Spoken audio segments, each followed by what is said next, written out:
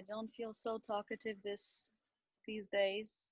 Um, but yeah, reading the signs has helped me a lot in the past, and yeah, I catch it very quickly, as I've learned by now in which ways the universe is most easily communicating with me.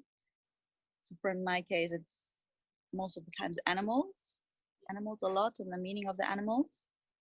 So this week after my dad was passing, I had two snakes visiting me on one day. Wow. And like a grasshopper right in my bathroom, like a few outside, and one really, really annoying me, sitting literally on the toilet and be like, what do you want, grasshopper? And also like billboards, like in Bali, we sometimes think, well, the Balinese, they're so creative. But yeah, these billboards, there are like big time messages. Like I was seeing suddenly 2 weeks ago, these pictures of I don't know if you've seen them around. There are a few like really old, wrinkled Balinese ancestors, and they're like on huge, like 6 meters walls. And of course, it's for me all like looking into the ancestral line of my family and the wisdom that's there. And yeah, today I was passing by in Penestanan and had a glimpse on one side and said the storm is passing soon. I think it was one of the cafes at Bella. I was like, okay. So it's in a way, I think since I trust it more, I don't even need it 3 times to jump into my face. I think it's a little bit faster. But like the example I think that Miriam shared with the glasses, I think these sometimes take even longer, the most obvious ones. It's really interesting. Or like just now before the tea, that's why I was a minute late. I had piled up some dishes in my kitchen for like 2 days, and I had thought nothing about it. It's like, well, I do it another time. And usually, yeah, it's not a big deal. I just do it intuitively. But just now, before I dressed up in the ceremony clothes to get ready here in time, I just had the real urge, I need to clean those dishes. And I feel that every time when I'm in touch with you guys, or something gets cleaned up. And yeah, I've been grieving a lot this week and having a hard time getting out of bed and feeling just very tired. So yeah, it was literally my shit was literally standing in its own water like for days, and I didn't clean things up. So now I'm going to water purification, so it seemed like the right thing to do. It was really a real urge to do that. And yeah, so First that's like this and for then me. yourself. Mm-hmm. Yeah. Yeah. Yes, exactly. So Hannah has been practicing reading signs and living in harmony with the universe for quite some time, and yeah, and then you don't need those 3 signs anymore, and you see that literally wherever you turn your head, what you need to know, you will, and you have this feeling that comes associated, okay, I get it. There's a feeling that comes, an inner knowing that comes, an interpretation of putting things together. It is literally another sense that starts developing itself, and then we start relying on it more and more. Mm-hmm. It becomes our second nature. Mm-hmm. Yeah, like even the day my dad I have a book with prayers of the Course of Miracles, and I opened it and it was a passage, like a prayer for the ones who passed. So I was literally telling to my friend like, oh, I think something's brewing. So it's not that I can predict, but it's like I can see it coming in a way. And your Or connection. when I meet people who are super annoyed or loud, and I know, oh wow, something is not right with me, and I need to tune myself. Exactly.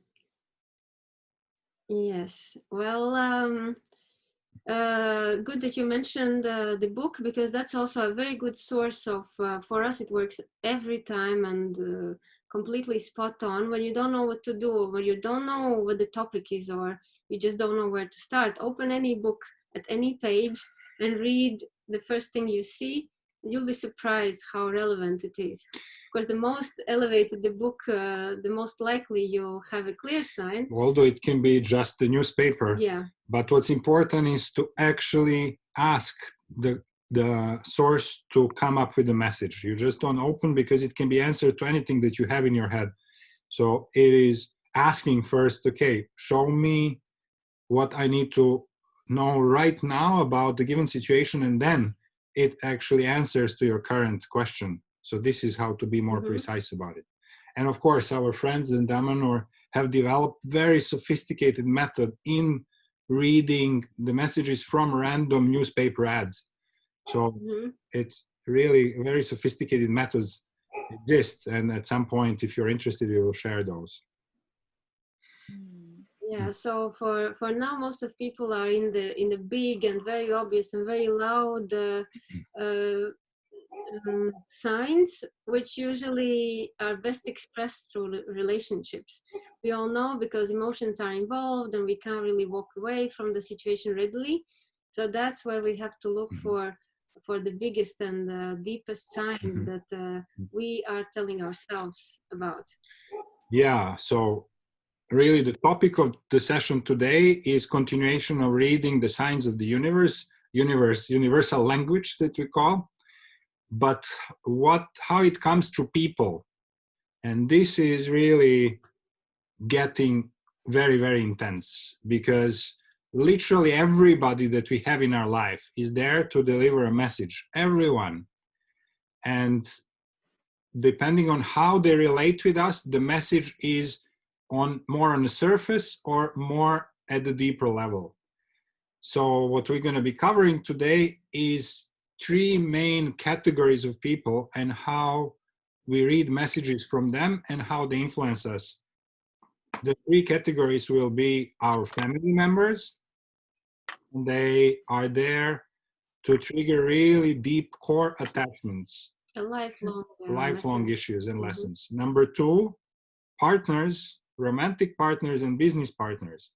And they are there to trigger situations that are lifelong and deep and not as visible, and deal with communication with another person. And let's also add another aspect, because it's also not as easy to walk away as from the family. So they offer a pleasant change from the family. And number 3, is easiest to read. This is what we would say random, but nothing is random. Random people that we meet in our daily life, in shops, restaurants, while we travel, or who gives us a massage or a service. So random people that we directly communicate with in the daily life. And this is, in a way, easiest to read because we're not attached to them. There are no deep connections, so they are really directly universe speaking through them. So these 3 categories: family, partners, and random people. So this is what we'll be covering today. And at the end, we will give you a little algorithm how to really interpret messages from all of these people with 4 easy or not so easy steps to follow.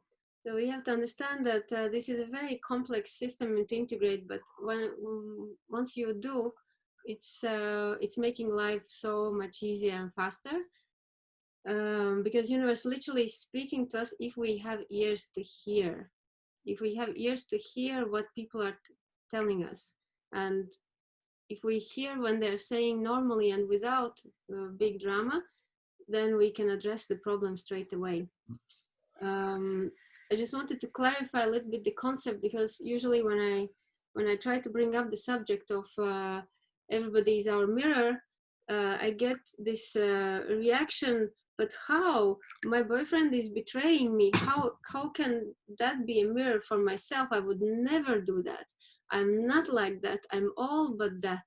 So the misunderstanding of how is the other person mirror to ourselves usually comes from this misinterpretation of the nature of the mirror. So it's not like the other one would be the copy of ourselves, rather mirroring a part of ourselves that we don't see.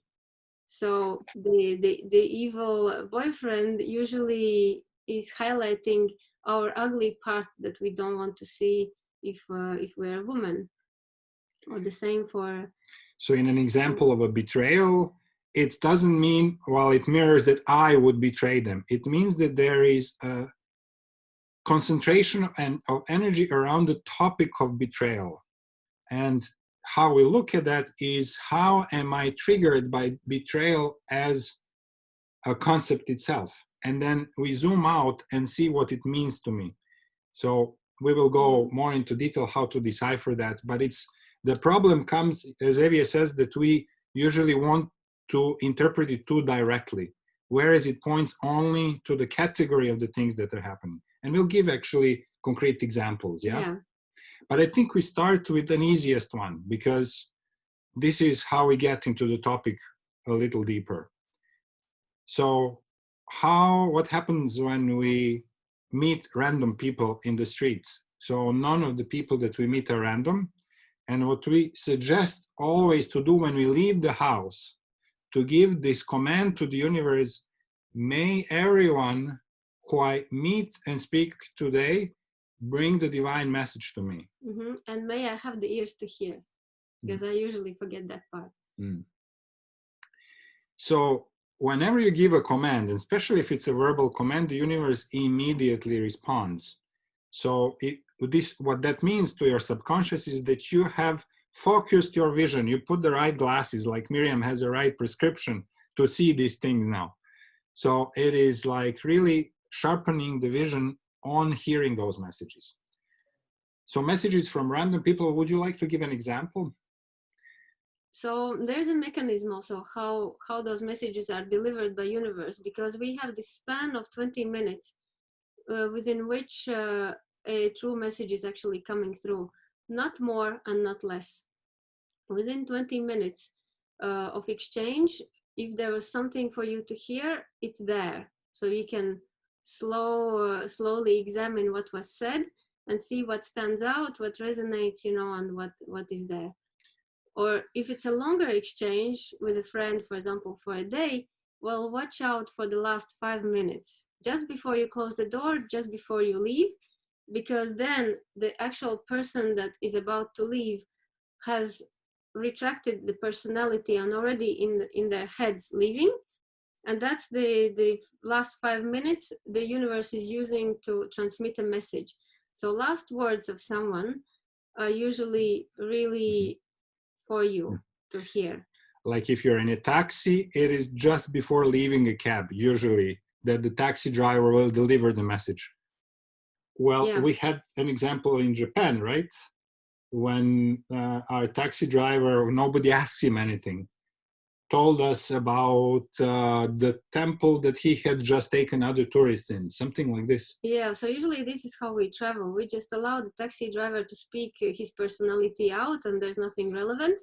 And just when he has nothing more to say, that's where I ask completely random, unrelated question with the underlying command: okay, universe, if this person knows something that I have to know, let it show. And then he would usually say something: oh, but my cousins came and they really liked that temple, and it's quite different from this course that they usually have.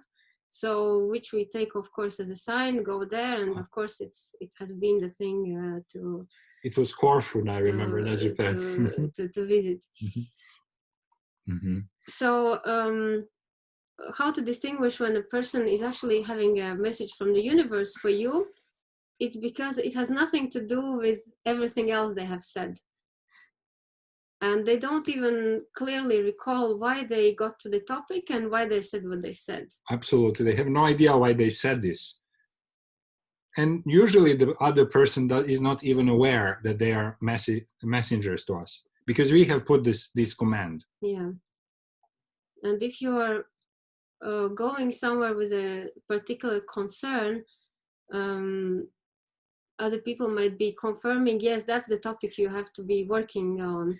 If you are concerned with your hair, for example, then every lady in the restaurant will have either very exuberant hair or comment something on it.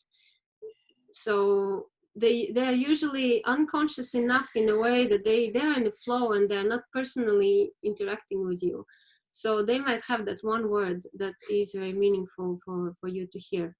So don't miss on those messages, because the way they say it, as Anna, you shared last time about the boyfriend who said, don't expect me to be sorry for you, for the broken hand.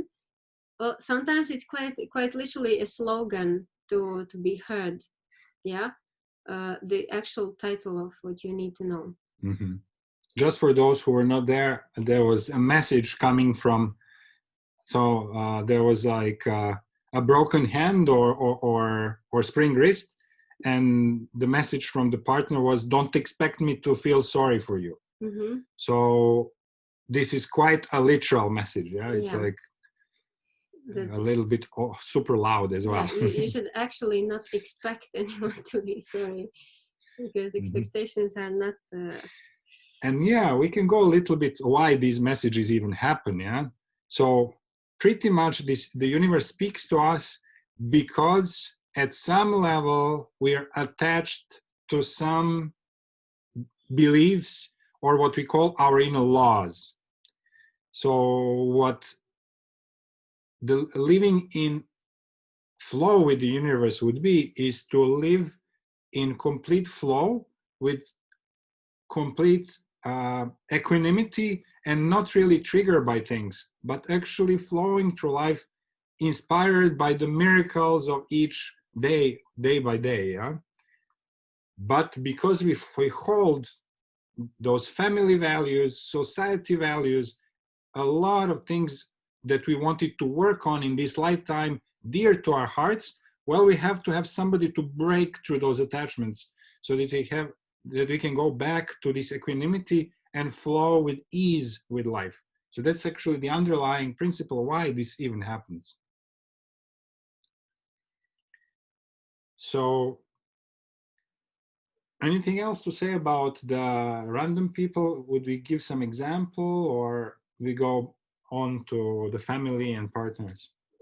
So for those of you who are traveling, and there's this beautiful uh, sharing of being somewhere in the middle, in between two journeys, and not knowing how and why is it that way. So when we don't know where to go, that's the best way to explore.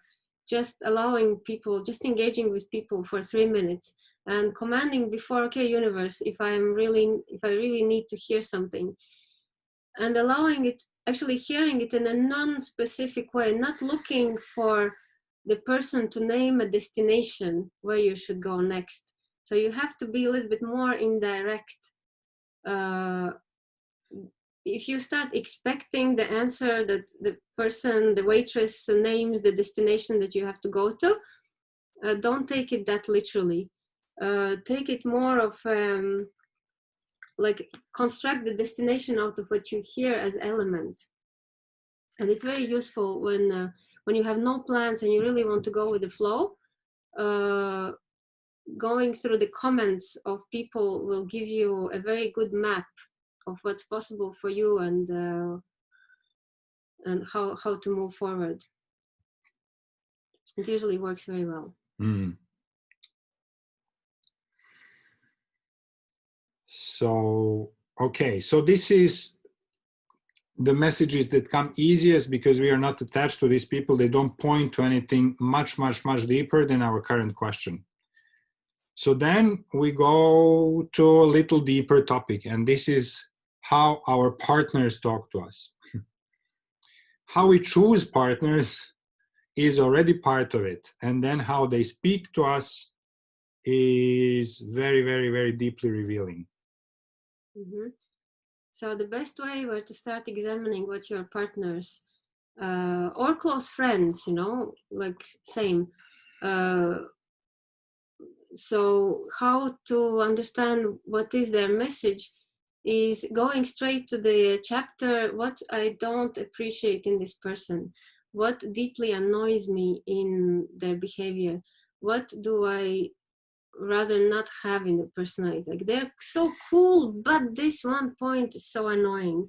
So this one point is what you want to look at. That holds a huge hint to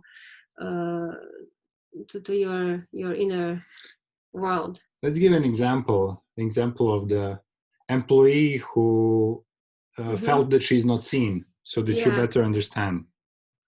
So I had a funny babysitter for my children, that Opa girl who came from Latvia, and she was very tiny and very shy, and she came, and literally the first words she said, "Oh, I feel so good here because I just had to leave the previous family where the parents were so not seeing me, not appreciating me, and not estimating me." And I already was a little bit careful, okay. And I asked deeper, and yeah, and everyone before too was not seeing her. And then her partners too were not seeing her, and her family and her father, nobody has ever seen her. And then I looked at her critically, and of course then our family clicked in that same category of not being able to see her. And then I looked at her objectively, and she was quite a pretty girl, but she had beautiful long hair that I never knew about, because she was wrapping them in a sort of turban, and she had oversized pullovers and jackets, and she was wearing like flat sneakers. She was 22. She looked like she's 15, and she was like so obviously hiding. I said, "Oh, well, no wonder that no one can see you for who you are, because do you even see yourself for who you are?" And and she didn't. But when she was brought to look at this first level of the message, why is nobody seeing her, and I invited her to look at her, if she would even recognize what's in those wrappings, then it took her time to unwrap and to reveal herself. But she realized that, of course, she didn't ever give anyone chance to see her. But what is even a bigger message in this behavior of feeling that everybody is underestimating and not seeing you for who you are, is attachment to how things should be, how everybody should see you, how unjust it is that you're not being seen for who you are, how unfair the world is not noticing your beautiful self that you are never showing to anyone. And it all starts with recognizing those deep insecurities which provoke, of course, our favorite victim mentality, and that, you know, the world is not seeing us, rather than us not showing ourselves to the world. So this is the first layer of what can be shown through what you think the world is doing wrong with you. Look at yourself. Are you giving you know, are you actually creating this situation yourself somehow? Creating. If you want to be seen, are you visible? So that is the first level of the mirror. If you want to be appreciated, well, are you being fully out there with all that you are? If you want to be invited, are you making yourself available and even visible to be invited?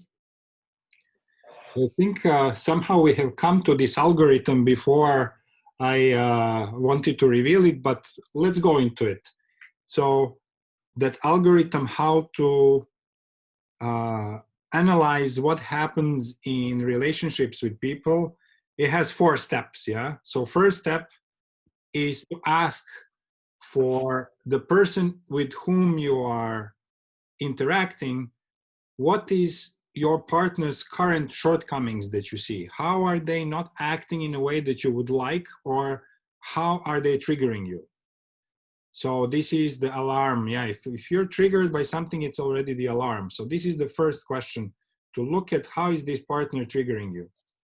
The step number 2 is looking around yourself, who else is triggering you in the same way. So if Mhm. this has to do with betrayal, Yeah, if you your get partner rid is of partner, then look the partners before, or the family, any human interaction. Mhm. Where else have you seen the same Mhm. thing happening? So step number 3 would be to first see, okay, is this a self-sabotage? Am I creating this? So in the example of the woman who is not seeing herself, the question is, are you visible yourself? But also the question number 2 is, are you seeing yourself? So not only are you visible because you are hiding yourself, but also are you seeing yourself? So both of those could be self-sabotage, that you can self-sabotage in both of those ways. For example, in a non-committed partner, we sometimes in relationship we're blaming that the other person has hard time committing, and we think like we are so committed, so what is the big deal for the other one to commit the same way? Well, more we are sure that we're super committed and this is what we want from life, more we have to actually look deeper. Am I that committed? What I'm committed to? Am I committed to myself showing up fully in the world first to begin with? So examining one's own commitment, if we see shortcoming in somebody else's commitment, that's part of the self-sabotaging layer. And then step number 4, once that we clear the self-sabotage, then it's non-equanimity. Where am I too attached to my inner laws? So in my own country of Vitória de Janeiro, what are my laws that I'm connected to? For example, am I attached to injustice of people not seeing me? So am I somehow attached to that world must be just to me, and it is not? So why do you want to be seen? Why would you want others to see you, and why would you want to control their behavior if that's not already happening? Is this deeper layer? So the 4 layers again. Number 1 is, what are your current shortcomings? Number 2, looking around, who else has those shortcomings, to see how you're magnetizing it. Number 3, is it a self-sabotage where you can be visible or invisible, or you can also not seeing yourself? And number 4 is, where are you in a state of non-equanimity? So this is the deepest level that points to some deeper unresolved beliefs that can stem from the family, from the country, from culture, from all of that. So what are your inner laws that you are so attached to?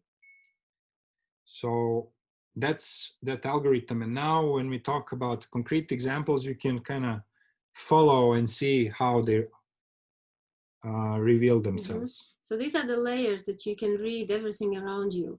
And when you'll see closer, literally everything falls into these categories.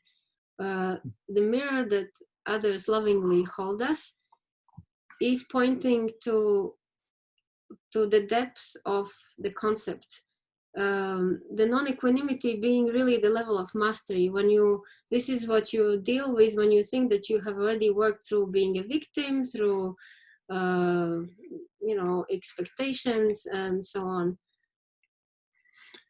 So let's hear maybe from you guys, what is your current closest person mostly triggering you in? Or anything at all that you would, you're wondering, what is it telling you? Before we go into family, let's hear a little bit from you. Where are the current triggers, or anything that you have to add to this? May I? Yes, Vicky. Thank you. In the garden and walking around a little bit. Yeah, so I have this this very interesting problem. I'm working on my next short film, and I have 2 producers that I work with, a producer and a creative producer, and I feel that they are dragging me down in an old school way. They feel like it's their task to I don't know, be in charge and decide things without consulting with me.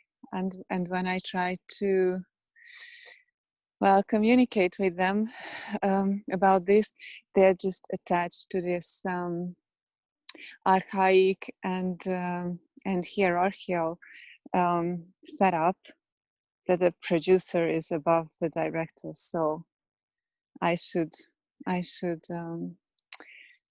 don't know, behave or accept whatever they tell me.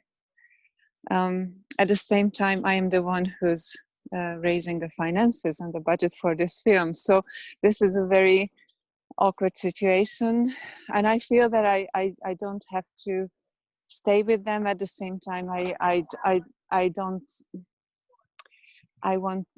want to have this bad feeling in them and in myself, of course. So it's very tricky right now. It really keeps me alive at night. Mm-hmm. Yeah, thank you, Vicky. So this is a very typical situation where it's not very obvious, and we forgot to mention that actually these exchanges are going both ways. Sometimes you are magnetized in people's lives to trigger their resistances, and you don't know why are you sticking into a plan which doesn't feel good, and triggering people in being very rigid in the positions. So sometimes it can be only and also about that you have to be the inconvenient truth that shakes somebody's ground. Yeah. Well, sorry, interestingly, when I talked to very briefly about this situation with another filmmaker friend, she said that, well, I should reflect on it because this is not the first time that I think that I can do others' jobs better and quicker. Mm. Um, Well, this is quite a direct message for. Mm-hmm. yeah, but I'm just getting into these situations all over again, and this is a teamwork. So, yeah, Mm-hmm. yeah. This is my weekend of reflection, mostly in the garden, and I would love to understand it. Mm-hmm. Great. So here in this example, there are several layers playing out because it's obviously a lifelong message to be retrieved. So first one is that we have to accept of being an inconvenience in somebody's lives. That's just the way it is. It's not like always the others are triggering us, but we are being big time called to shake somebody's rigid structures and over and over again attack them with our ways, and more someone is holding on to their thing, more we feel like, specifically going and hitting there. So we just have to be in peace with it and understanding that this is how we're helping each other by shaking loose those densities, and fine. Then knowing Vicky a little bit, the bigger picture and the patterns that keep repeating, knowing how to do better than others things, which is a fact. Yeah. But because it's a fact, it becomes an opinion, and because it's an opinion, it generates energy, and because it generates energy, it attracts the correction from the universe that just wants to make it really fluid, and that's where our mind actually jams. It's very difficult to explain how it works, that we are obviously facing an unfair situation, and all we can see about ourselves, but I am just wanting it to be fair. What's wrong about being fair? I just want to do it, perfectly. What's wrong about doing things perfectly? Nothing is wrong. So why such an honest and beautiful person as me is always faced with people who are rigid and taking their ways and disrespecting? So what's wrong with me being such a holder of light? Well, nothing is wrong about the principle itself. until it becomes a dogma and personal dogma. So when it becomes a personal dogma, an inner rule, I want fairness, I stand for the fairness. And when we start defending our position, that means there's way too much energy in our noble principle of being good, truthful, efficient, professional, just. So is And there a this need? is a very, Exactly. very, very fine line between holding those values freely and just living them and holding them, and having the need to defend them. So that actually really defines whether you are embodying, do you have actualized principle in your life, or you have to defend it. It means mentally you want it, but it's still not actualized. And this is the core difference between the two. When we read the book and we love something resonates with our system of values, we feel this super alignment with that, but it's still just in the theory, it's in our mind. We love it, but we still don't live it. So the moment you start living it, everything actually flows according to this principle, so you don't have a need anymore to defend it. So this is actually how you know if you are living it, if it is actualized and embodied, or it is still in your head waiting to be actualized. This is it's a nuance that is super important. This is how we transmute these situations. When you are in peace with the concept that you have integrated, you don't have a need to defend it, and you don't even get triggered in that. Many women who are defending their rights of being women actually, are pretty masculine, and they're not that women. They're not embodied women. That's why they find the need to fight for it. Yeah. So that is the difference between embodied and non-embodied. And the question here would be to ask Vicky, how would I like it to be that we all collaborate gently and quietly together under my rules? Yeah. So ask yourself, how would you like it to be? And put a magnifying glass, turn it zoom times 30. Yeah. That's where you can find the answer. Yeah. So unwittingly, behind the beautiful concept, I'm so just, I'm so fair, I'm so beautiful, I'm so loving and including, actually we hide a little tease of control and wanting to bite anyone who is going against our core principles of everything has to be just and right and perfect.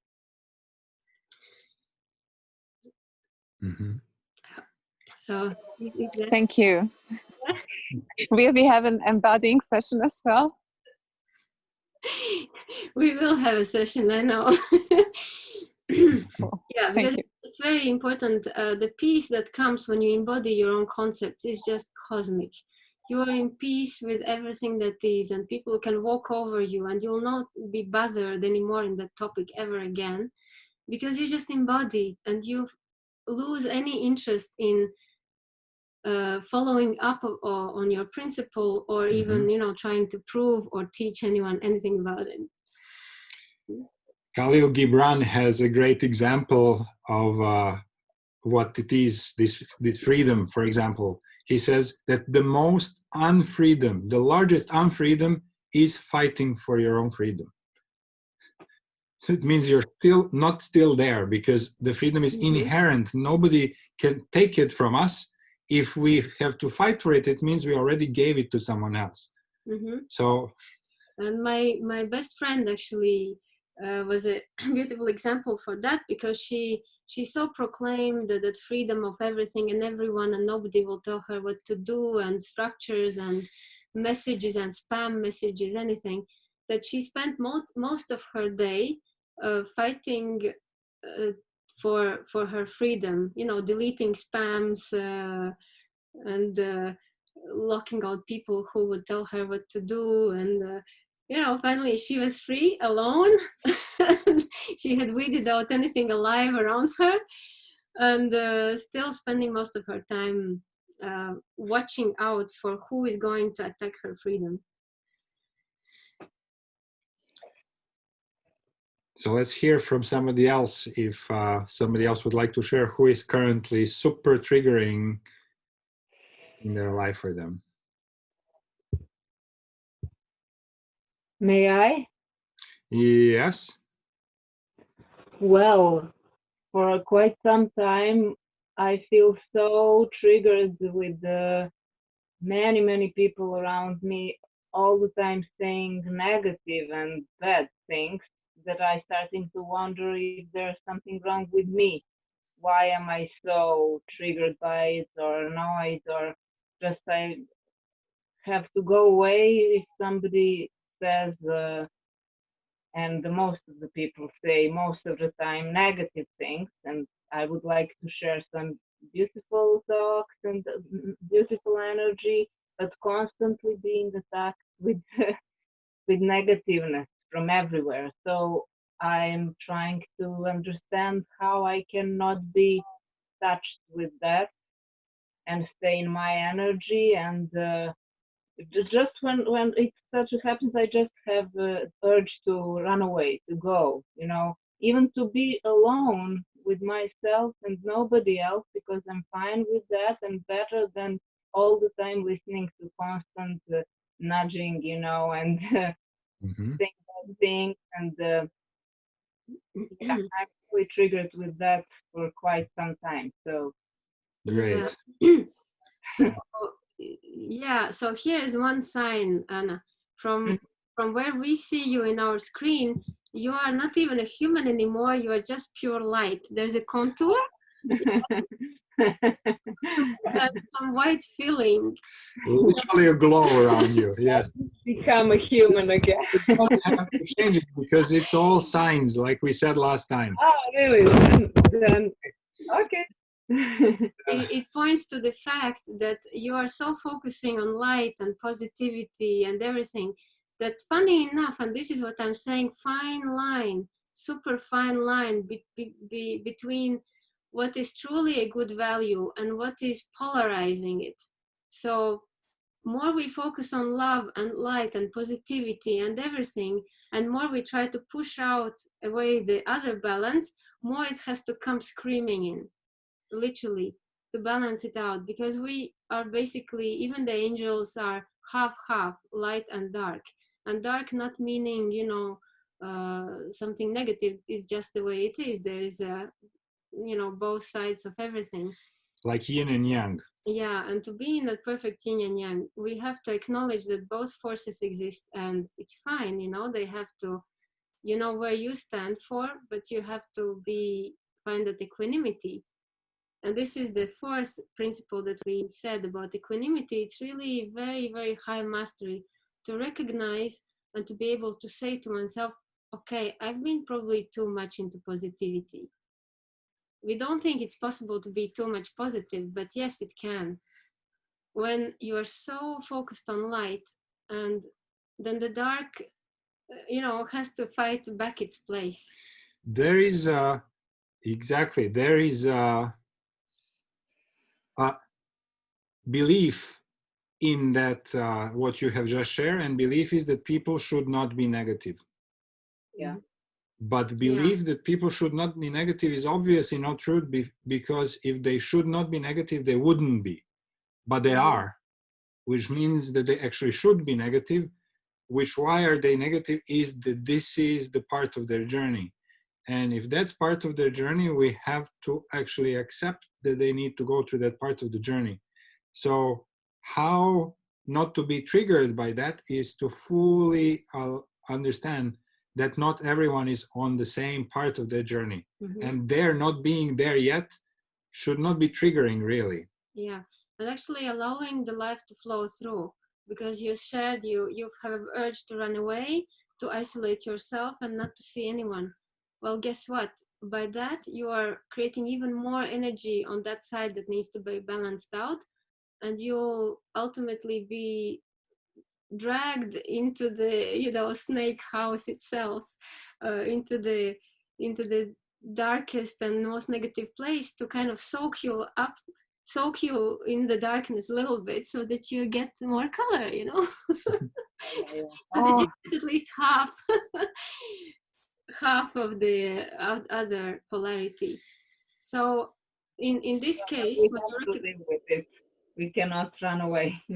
yeah, so if you can't run away, that's what you have to see. How can you not run away from negativity? Because accepting that negativity exists and learning how to let it through you, how to let it through you, That's the point. Mhm. That's to should allow the life flow through you without resisting it, positive, negative, and having no opinion about it, having no judgment. Because when we judge people of being negative, we actually it seems unbelievable, yet you can see a very beautiful example of world leaders that everybody hates. Well, they don't die, they don't get sick, they don't nothing ever happens, they prosper and get bigger and healthier by day, of people kind of judging them of being negative. And why is it so? I was wondering for all my life, how does it work that they don't die from all the bad wishes that people are sending them? Well, imagine that when we criticize someone who is negative in our eyes, we're actually giving them our light so that they can prosper, and we're taking that negativity from them to us. oh, So it's not an exchange, right? So we better leave people how they are. And if we focus too much on someone or something, we enter in an energetic exchange. And so what's ours goes to them, and what's theirs come to us. And we have in front of our eyes examples of these traps that have been put in front of us to concentrate around certain acronyms and certain world outcomes. I don't want to even name them, but you see them all around you. They are asking us to pay attention to them, which means giving them energy. Literally letting these things flow through you, like Evia says, is the meditation in which you imagine all of the cells of your body to separate and spread. And if you want, they are already made more of space than matter. If you look at the solar system, there are few planets and huge distances between them with just empty space. And the same is with our atoms. Our atoms are more space than matter. So how you meditate to let these things through is that you really allow those life experiences to go through you as if you were a ghost, because they go through those inter-matter spaces.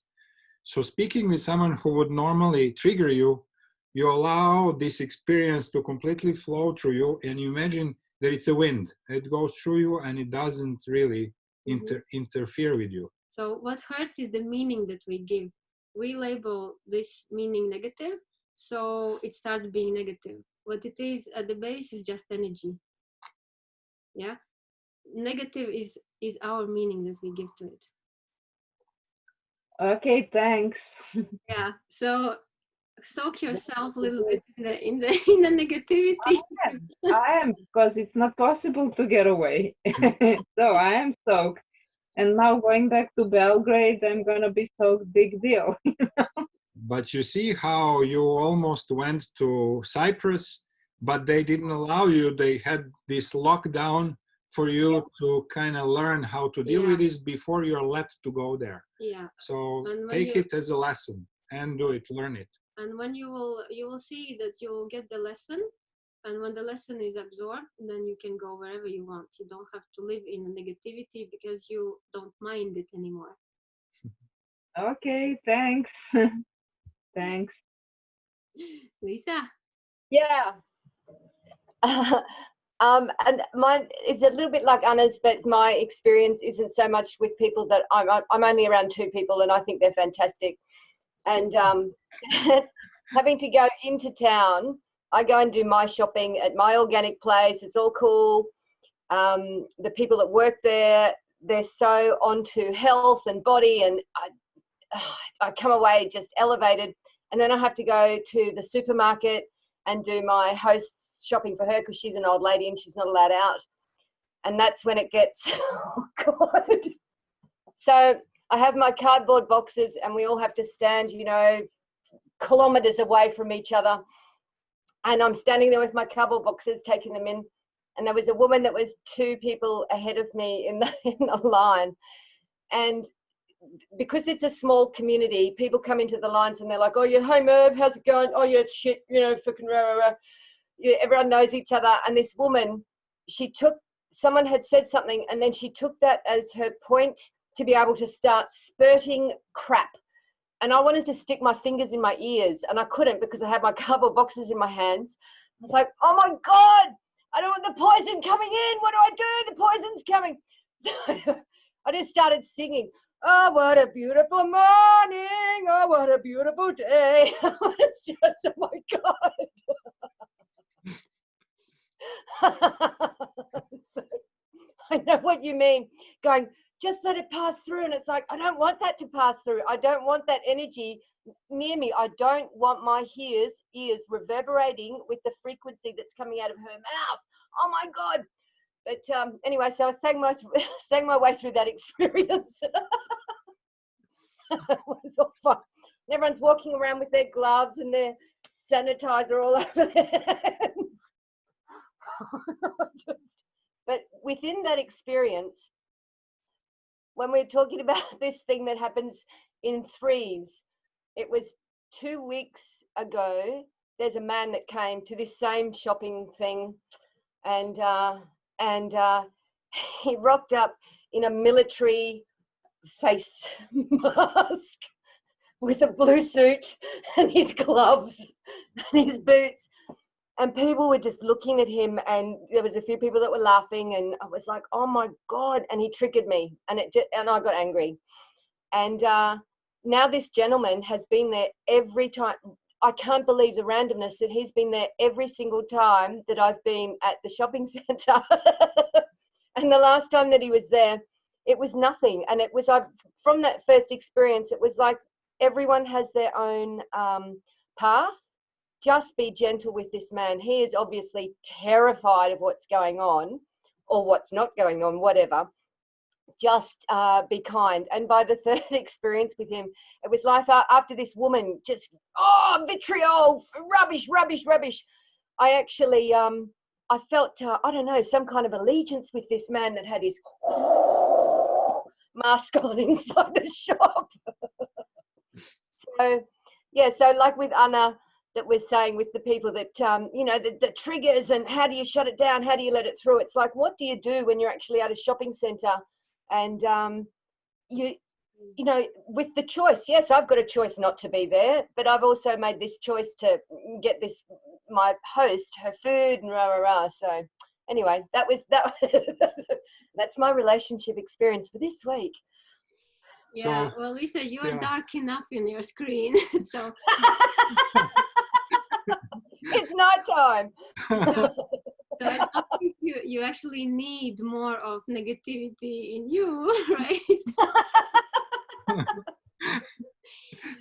But what I can tell you, and it's very valid for everyone to practice, it's a real beautiful exercise that can propel you fast forward in your spiritual journey, is when you hear the lady complaining, and I know when it's horrible, I hate it with passion, but it so kept coming to me that I also couldn't always stick my fingers in the but you know what it is actually, when you are faced with these triggering moments, you know, babies crying on the plane, kids hitting your seat when you can't escape from it. So it all comes in these stuck situations when you really can't walk out of it. So what do? You examine, you said there was anger coming to you. Okay, so the least that you can do is to say, I am angry. I am really angry at this woman, you know, pouring her stories on me. And you recognize, yes, I am angry. I own it and I release it. Because what it is, it's not about the lady or how she should behave. It's about you feeling something, right? So you just acknowledge what it is that you feel, recognize it, be honest, and release it. You'll see it's completely, and then you have this compassion coming in and saying, well, poor lady, well, she is really trapped, you know, like that's all she can do to express. That's how it is. And what we care about is to get our own reaction out of the way, because we are, you know, our heartbeat is accelerating, not hers. Yeah, so important part is to actually, and it's actually an amazing situation because you can only release something that you own. So if it came as a triggering, acknowledging it as your own anger allows you to take it for something because you really feel it in this moment, and to literally imagine how the magnetizing power of earth takes it through your feet and takes it out. So allow it to come out so that you stay neutral. And then from that point, you can understand how this works, because what you're triggered by is how these people are interpreting their reality. They are watching, you know, mind washing TV or whatever, and they believe it. And this is really triggering because you don't believe it. But maybe they need to believe it because maybe that's where they are in their current journey. And maybe, who knows, the guy with the mask also cannot stand that lady pouring the word, so he protected himself. So how would that change your perspective? It can be very humorous if you take these things around, you know, like detaching from immediate belief. So the point is to, you know, it's interesting. I was just reading through this process now, through this period now, how it might be impossible for huge amount of people to awaken at the same time, because that might really take out the whole solar system out of balance. And maybe what it's meant to be is for certain people to raise their frequencies, and for those who are not ready, well, to stay there where they are for as long as necessary. So maybe we can inspire some people to awaken, but maybe we cannot really awaken a huge number of people, those who are not ready. So something to think about and reflect, and maybe ask your higher guidance to give some insights about that. Yeah, and it could be that negative ladies are actually keeping the earth down to, you know, in its orbit. So who knows, maybe they're actually doing a good job, so that other people can one by one raise their consciousness. Well, there are many. Yeah, makes sense. And try that exercise. I'm really curious how it will work for you next time. So try to release that anger, and then to see how you see them from that neutral perspective once the decision is released. Really curious. It's almost, well, it's like with singing singing a song, and singing such a beautiful song, but singing anger out through that song. It's like, rather than, and I had actually been singing that song just before then, really happily walking down the street. Oh, what a beautiful, and it wasn't morning, it was just that whatever. But that it's like, oh my God, oh, what a beautiful morning, oh, what a beautiful day. Oh. Does that mean I'm releasing? Well, thank you, Lisa, for gifting us this energy.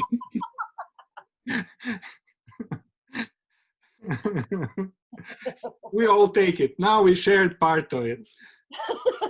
No, sorry. Oh, what a beautiful morning. Oh, what a beautiful day. Is that better? Wonderful. Yeah. So acknowledge, because it's actually important. When the situation comes, use it. Don't let the beautiful opportunity to go away. Use it and see, what am I actually, what's my dogma underneath? That everybody should be positive, or everybody has to see the world how I do. So what am I actually expecting there?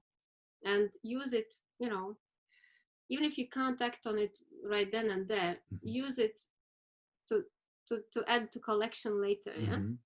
Yeah. I think, and it's interesting with you around dogma. It's releasing the dogma that I have around human ignorance. and I haven't quite worked that. Well, it's Haven't easy. worked through that one. It's easy. Your belief is humans shouldn't be ignorant. But how can you be sure that this is truth? Are you completely sure that humans shouldn't be ignorant? How could it be positive that some people are ignorant? You know, And what does it even mean, being ignorant? Yeah. So it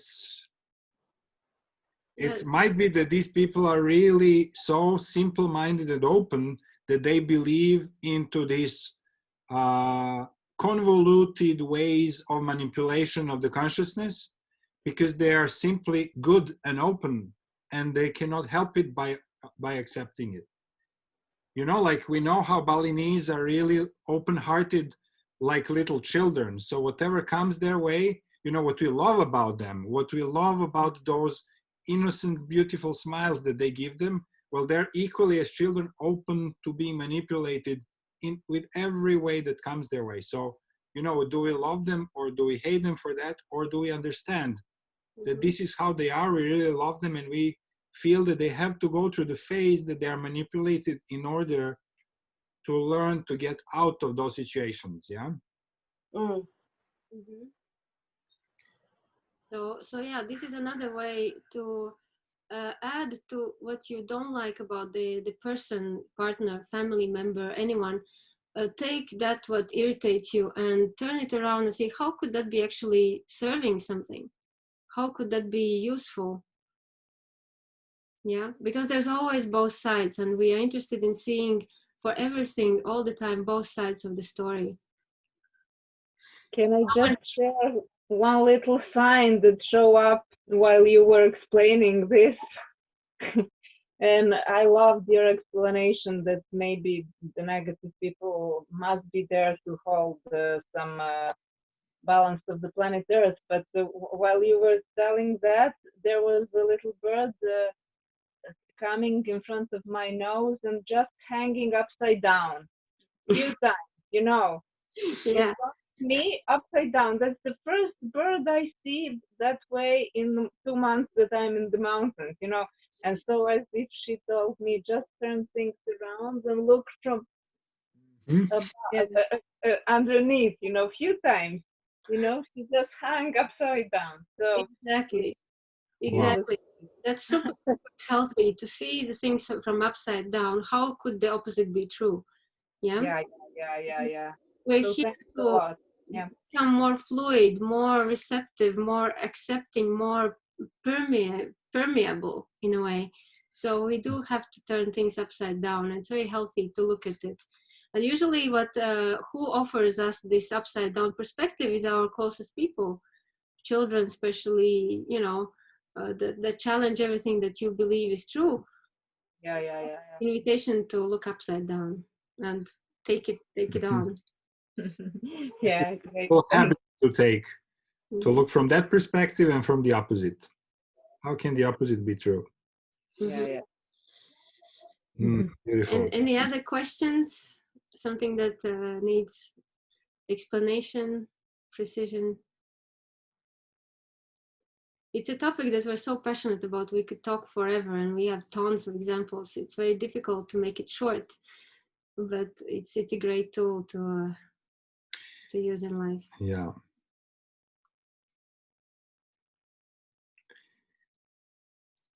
Anything? We can say a few words then about the family, or we leave it for the next time. How do you feel? Yeah, we can say a few words about the family. So we have all come to this incarnation with certain task, a lifelong issue to be transmuted. So for some people, they have so much suffered. For example, I'll take my example and my only, so if you can relate to it. It's I know through many readings and shamanic journeys that I have quite suffered through my past lives of things being unjust, being burned at the stake, for cutting the head for saying the truth. So many incarnations that end up in the same way of being unjustly accused of something. So I come to this incarnation with a huge, would say, prejudice and wound in anything that's unjust. So what happens is that in order to release my need for justice and things being just, I have been given a very just family who would reinforce this basic concept that I would need to work on for my whole life. Yeah. So I've been given super just father and mother who did everything by the rules and gave me those values of how things are done in a fair, honest, and just manner. So I would say, what's wrong with that? Except that then throughout my life, I've been given quite the opposite people. And it seemed like everyone was just challenging and pushing on those buttons and making me feel, oh, this is not just. I'm such a good person. I'm doing so everything in such a good way. I'm always considering everybody else first. So how is this what I'm receiving in return? How is ungratefulness fair in this way? So I was very much stuck on ungratefulness point for a long time until I could see that being just is a virtue until you make it a rule and until it becomes your dogma.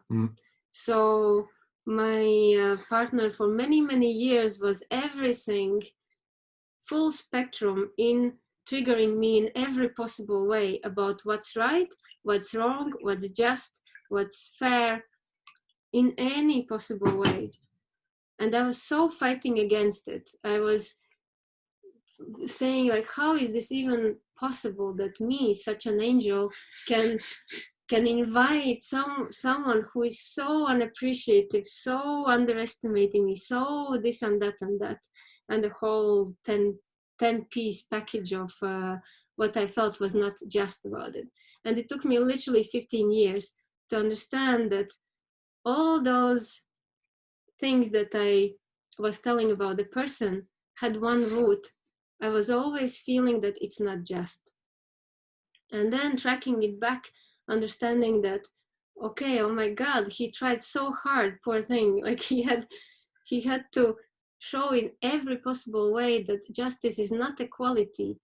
A sense of justice is not a quality until you are in complete peace and you don't have a need to receive it or impose it onto people around. So this is where the family and close people are really taking care of your lifelong task to be transmuted.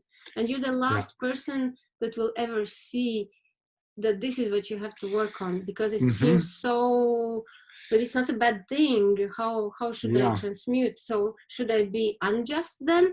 And then we hop onto the other ditch, from being super just to super unjust. Because through family, it comes in a little different way than through partners.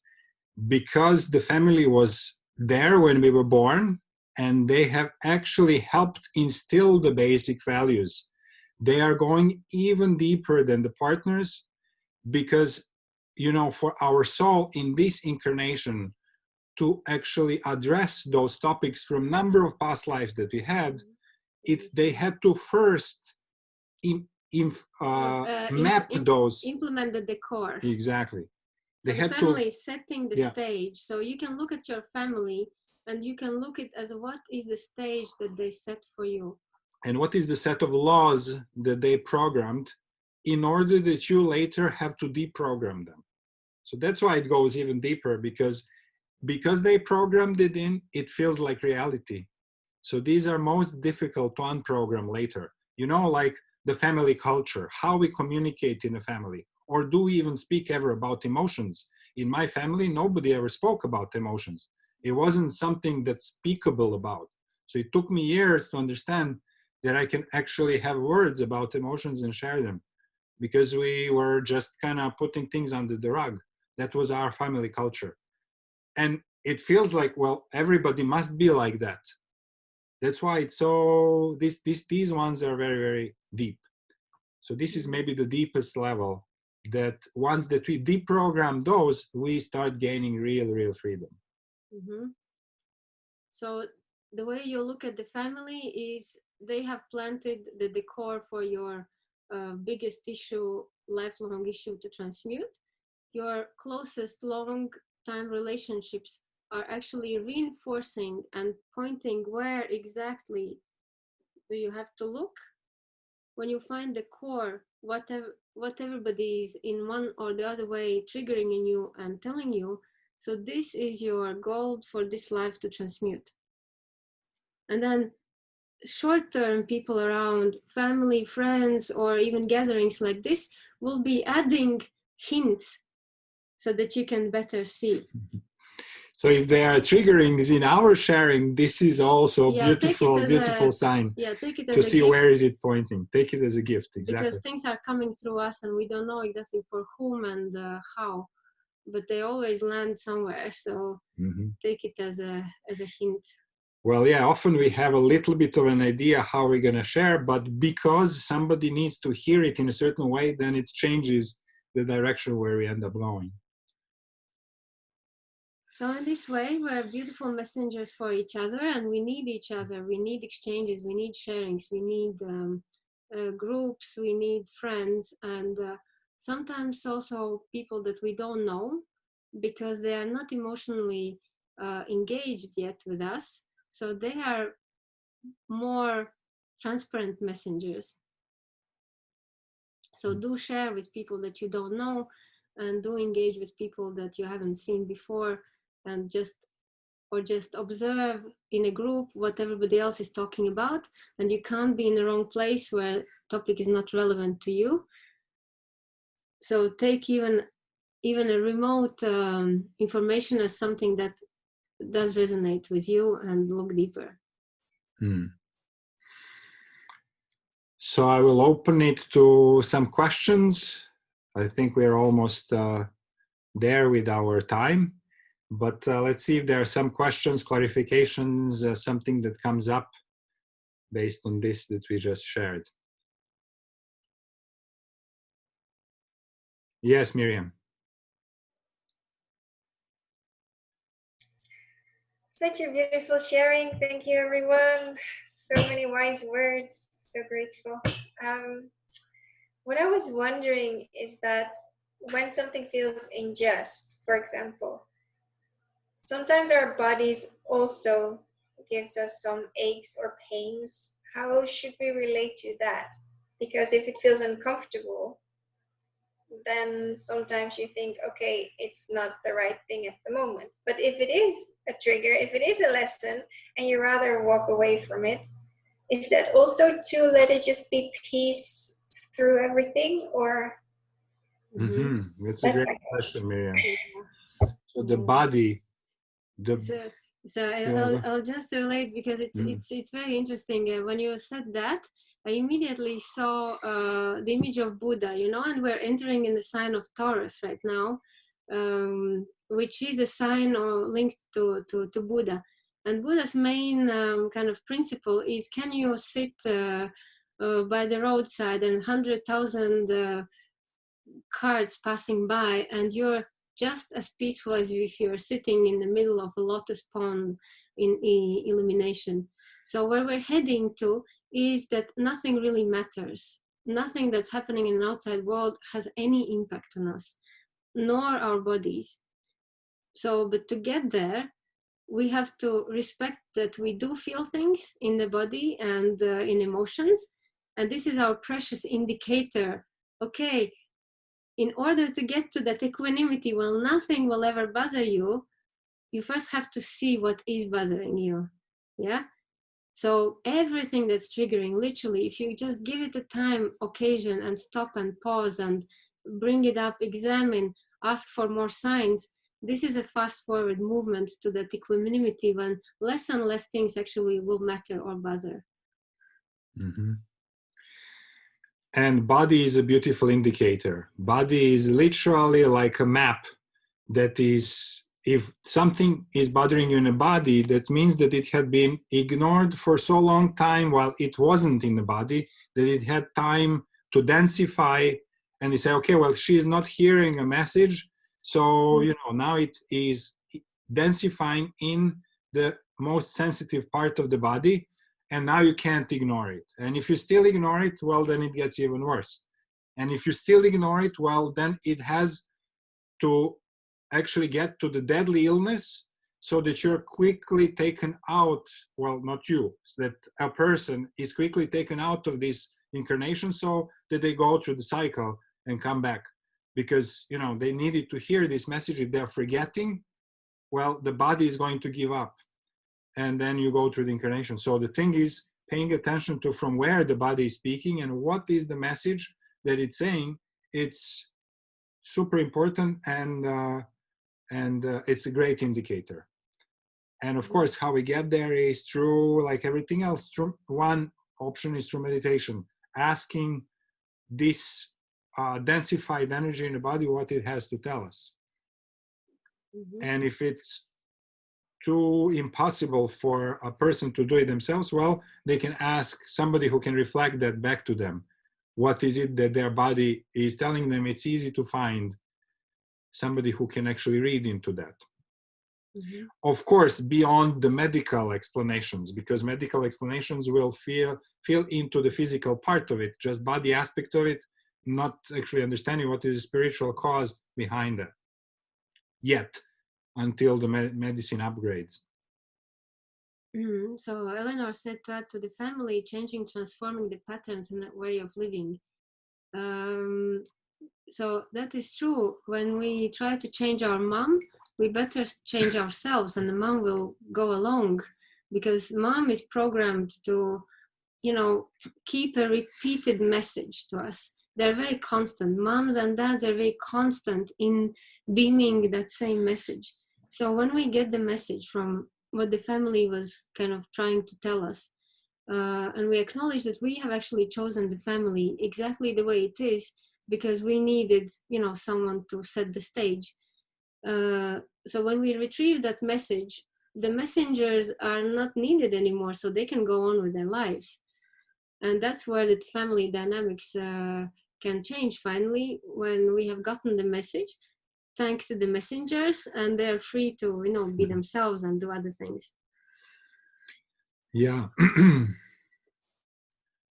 Yeah, family as messengers. There is one more thing to be added here, and this is the traditional cultures, you know, like tribe-based cultures, for many, many centuries have had a rite of passage that was the rite of passage of, you know, from child to adult. From child to adulthood, the whole tribe would gather, and there would be a beautiful ceremony where there is the transformation moment for a person to go, and it's not from tomorrow anymore a child, and now it is an adult. And this process actually releases parents from being parents as function, and they become another tribe members that, of course, love their biological child, but they don't have anymore a function of being parents. In our Western society, we don't have this. So what we end up having to do is that we do this in the sessions. Overgrown kids. Well, literally, without that ritual, we are all bunch of adult kids, and we see it everywhere around. Everywhere that people are really stopped, that they're not serious. Like, look at the politicians. It's like bunch of, you know, 8-year-olds, like the dude would say in Big Lebowski, 8-year-old dude. So it's really, we have to do this this ritual now artificially in a session, and this is amazingly relieving for both the person who does the ritual and for their parents, without them even knowing why it's all of a sudden so much easier.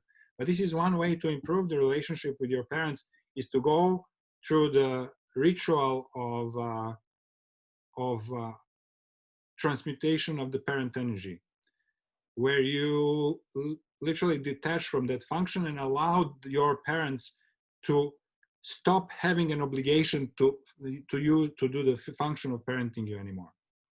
Amazing things happen. That what we see as results, all of a sudden there is a communication again, there's lightness. It's really, really, really amazing.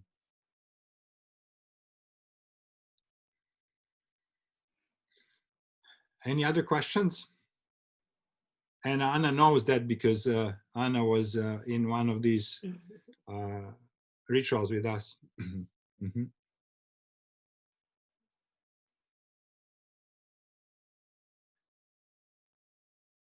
Well, either everything is super clear or nothing is clear at all. Is it similar to family constellation? Well, this ritual is not family constellation in itself. Family constellation, and we have Miriam here, who is the specialist in family constellation. Family constellation examines the energy, the collective energy of what had happened between a certain group of people and maybe a family, maybe some other group of energies that are selected. And literally, well, a transformation does happen through this. But what I'm talking about is a ritual of purposefully doing the transmutation ritual from childhood to adulthood. So it is very specifically targeted to release this particular energy. Family constellation reveals some deeper entanglements between the members of the family, and it's not necessarily so directly connected to this one topic. Mm-hmm. Which age? What? I don't understand. Did you say what age? Nat, what do you mean? Shall I unmute? Is that easier? Yeah, we hear you. I guess I'm going through my fascinating journey of what you're talking about with my own parents, Mm-hmm. but also being a mother in the same instance. Mm-hmm. And I keep having this feeling that I'm supposed to give a detachment to my kids quicker than I grasped it from mine. Mm-hmm. And I don't know if there's a specific age, you know, Absolutely. is 11 too young? But I feel this need to push him away, not because, and I do try to articulate it. I don't know if I over articulate it to his young mind, but I'm trying to reassure him that I love him, I have his back, but he needs to not need me so much, because I've come back and witnessed the dynamics of my relationship with my parents. I was an only child, so we're reliving this dynamic, and I feel this push to stop trying to get their attention like a 5-year-old. You're a grown woman now, it's enough. Yeah. Beautiful question, Nat. And there is absolutely an age. So Elia will share about her kids. So I have 2 daughters, and they're now 18 and almost 16. And I had the same extreme clarity when the oldest daughter turned 15. I felt like, okay, this is something special, and I looked it up, and I found in many cultures that 15 is really a specific age for girls to take on their future journey as a women. And we did a beautiful ceremony for my for my daughter, where actually I consciously released her from my patterns, so she doesn't have to keep continuing my patterns or my journey or reflecting anything at all, that she can be a free and sovereign young girl and build actually her womanhood out of her own ingredients and her own path. And I retrieve consciously my imprint on her. And the ceremony was very beautiful and meaningful and impactful for the rest of her life. And she turned out to actually have a different spin on her own from then on. So in many traditions, 14 and 15 is the age where children are able to emotionally sustain themselves and start building their own little aura and opinion and view of the world. And more they are given space. So I would say from 11 to 14, you can just give your child more space. They can't really make it at the age of 11 because they've not been around on earth for long enough to even have something of their own. But in that period from 11 to 14, giving space to a child and giving them opportunities and many things to see, many different opinions to choose from, will actually build that emotional stability and freedom for their lives, so that they can detach fully at 14, 15. So not yet, Nat. 11 is a little early. Yeah. Mm-hmm. Yeah, perfect. But thank you. It was a great opportunity to reflect on that. So Yeah. Voila. So that's about it for today. If the topic was so clear that we don't have to dwell in it anymore, then next week we go to something else. Or if you want to hear more, drop us a line, and we can examine other aspects of reflective reality from whichever angle you feel interested. Yeah, it's a big topic. Eventually, we will have a training in it on some kind. Yes, Lisa. I do have a question. Thank you for the reflective reality. I watched a astrology fellow. Thank you so much, Eve, for sending that through. Who talked about alignments, and he's got these snippets that go through, you know, from 2017, 20 blah blah blah. That it's like, wow, that's really interesting. And he was saying a couple of years ago about 2020, all of it, you know, all of what's going on, it's virtually come out of his mouth years ago. And one of the things that came up was with the planetary alignments, we've had exactly the same planetary alignments back when they were burning witches.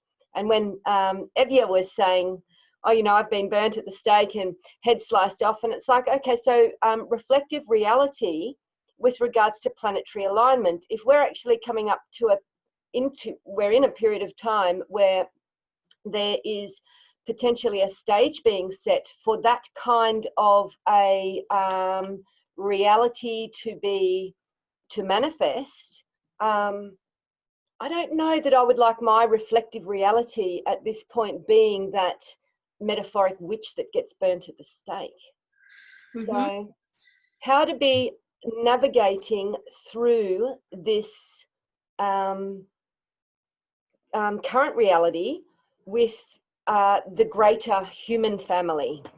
Mm-hmm. So you see what, in my example, I really dwell very deep in that sense of justice and why it keeps coming back. And of course, you're right. It's again the same setting for everyone who is saying the truth. They are literally sticking their heads out to be cut, yeah, even now in this freedom. So accept that having transcended the sense of justice allows me to stick my head out and have it been chopped, for maybe that one word has inspired someone somewhere, and it doesn't matter that it took my head to get a message across, right?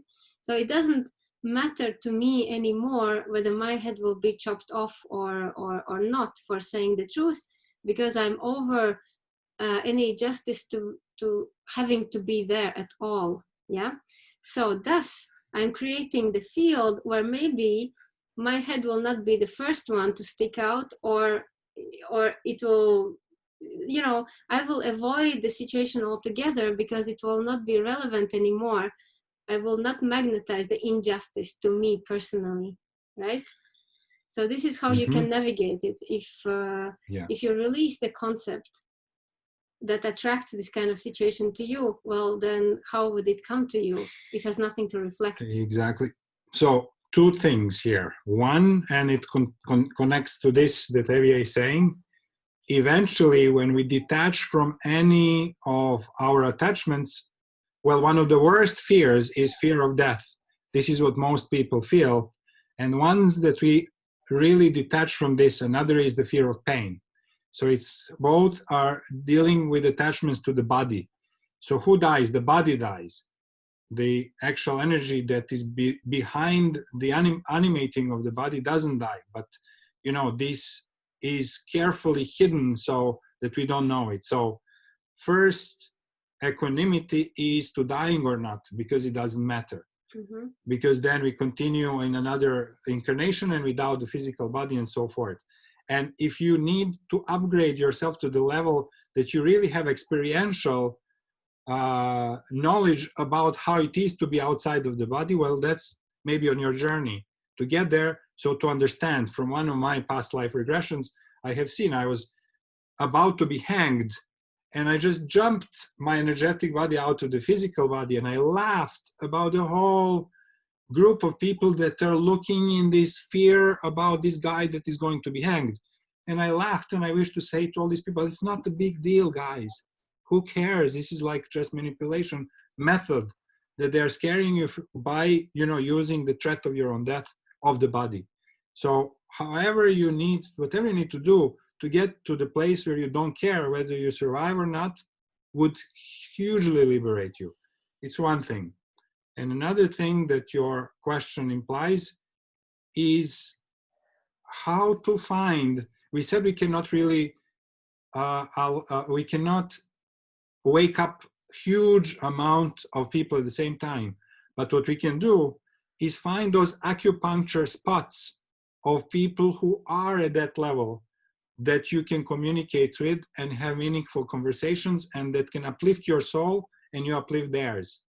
And if we can make this network of people connect even like this within the Zoom, then all of a sudden you don't care who was in your line for groceries, because you have the group of people to share on this level through Zoom. Or however, you know, maybe later we will do it in a physical way, but you have your own tribe that is not necessarily anymore kind of non-existent, and you feel like an island. So these are these two things that come from your question. Well, it was more a question about the like with you, of course, the astrologers that see all of these, and you know, these, like you do bring into the tea parties these astrological meanings behind what is going on, and it's finding or not even being comfortable with my place, but it's almost like, do I need to be predicting this? Why does it matter that I'm predicting this? Why do I need to be looking at planetary alignments? Yeah. It's just to explain, just to give you an explanation of what is going on. That's it. You need to know where is going to beam, where this energy will be beaming in your chart or in everybody's chart, so you understand why everybody is going crazy or why everybody is scared all of a sudden, because it's a theme for humanity that they'll be going through, and it's so easy, you know, it's all written there. So that's why we mentioned that we're entering, for example, now the little period of Taurus, which is Buddha, which is equanimity, which is body, which is you know, money structures. So it gives us a explanation of what is the stage set for transforming what globally, on planetary level and on individual level. That's it. It doesn't have a meaning of itself. It's not a prediction. It depends on how we will react through it. That's it. It's a stage, and then you act in it. And another thing that's important there is, you know, those planets are really, if you look at them, you know, like your body is your body. The next level of your body is your home. But the next level of your body is your planet and your immediate planetary neighborhood, because these are huge sources of electromagnetic and all different kinds of vibrations that co-work with your body. So it's literally, you can look at these planets as your extended body. And in a really aligned and a really enlightened version of yourself, you don't have to predict anything. You feel these feelings as your innate senses. But because we are so detached from that level of looking, then we look technically where the planets are, and then we start to interpret it.